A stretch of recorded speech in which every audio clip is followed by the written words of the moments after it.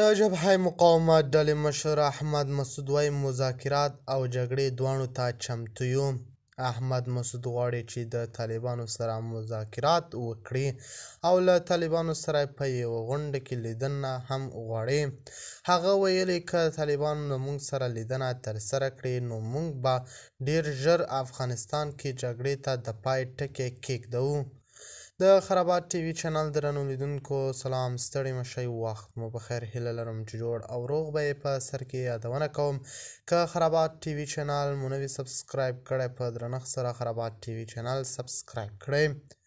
احمد مسعود پنجشیر کې د طالبانو ضد مقاومت پیلولو خبره کړې ده.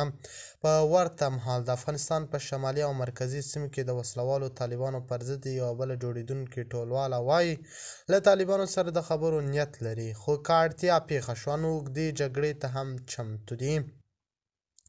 د جبهه مقاومت ډلې یو ویان AFP خبري اژانس ته ویلي د پخواني جهادي قومندان احمد شاه مسعود زوی احمد مسعود په پنجشیر کې د 9000 کسانو یوه ډله چمتو کړې ده.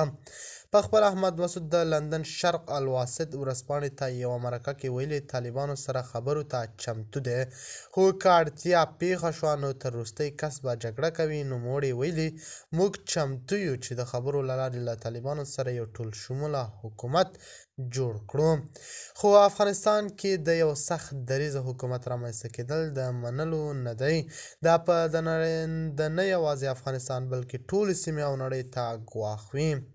خپل احمد مسعود د لندن څخه ویلي دي له طالبانو څخه مې دغه بار غوښتنه کړې چې باید زموږ غوښتنې ومني او یو ټول شموله حکومت جوړ کړي، خو طالبانو تر اوسه ځواب نه دی ویلی. د خرابات ټي وي چینل درنو لیدونکو دا و زموږ ته د مهال چمتو کړی خبر. د نورو خبرونو لپاره خرابات ټي وي چینل په درنښت سره سبسکرایب کړئ. د الله په امان تر بیا خیر شرې.